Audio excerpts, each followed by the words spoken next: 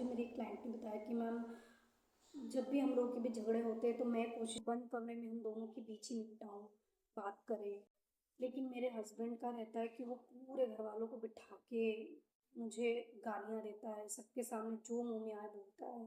बस इतना है कि मैम वो मेरे बाकी जितनी मेरी बेइज़्ज़ती वो कर सकता है, घर वालों के सामने वो उससे ज़्यादा करता है। मैं कुछ नहीं बोलती, लिटरली कुछ नहीं बोलती, क्योंकि मेरे पास और कोई ऑप्शन नहीं है। मैं उसे छोड़ भी नहीं सकती, मैं जा भी नहीं सकती, मेरा एक बच्चा है, तो मैं चुप ही रहती हूँ। मैं बस ये सोचती हूँ कि शायद जब उसका गुस्सा ठंडा होगा तो चीज़ें ठीक हो जाएँगी।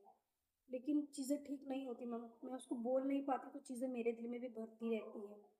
और उसकी फैमिली उसके बाद मुझसे नेगेटिव बिहेव करती है। उसके बैड फैम जब उसका ऐसा बिहेवियर रहता है तो उसकी फैमिली का बिहेवियर भी मेरे लिए बहुत अजीब हो जाता है। उनके भी बात करने का तरीका ऐसा होता है कि जैसे मैं एहसान कर रहा हूँ मुझ पर, और मेरे साथ बहुत मिसबिहेव होता है फिर। तो देखिए, ऐसे में मैं बोलना चाहूँगी, देखिए समझना चाहिए।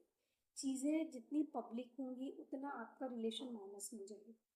आप समझिए, आपको अपने रिलेशन को एक हस्बैंड वाइफ का रिलेशन क्यों बोला जाता है कि एक हाइड रिलेशन होता है। आपको अपनी बातें भी अपने कमरे तक रहनी है, आपको अपनी पर्सनल चीज़ें भी अपने कमरे तक रखनी है। उसको अगर आप डिस्क्लोज करोगे ना, सब उसका फ़ायदा उठाएंगे।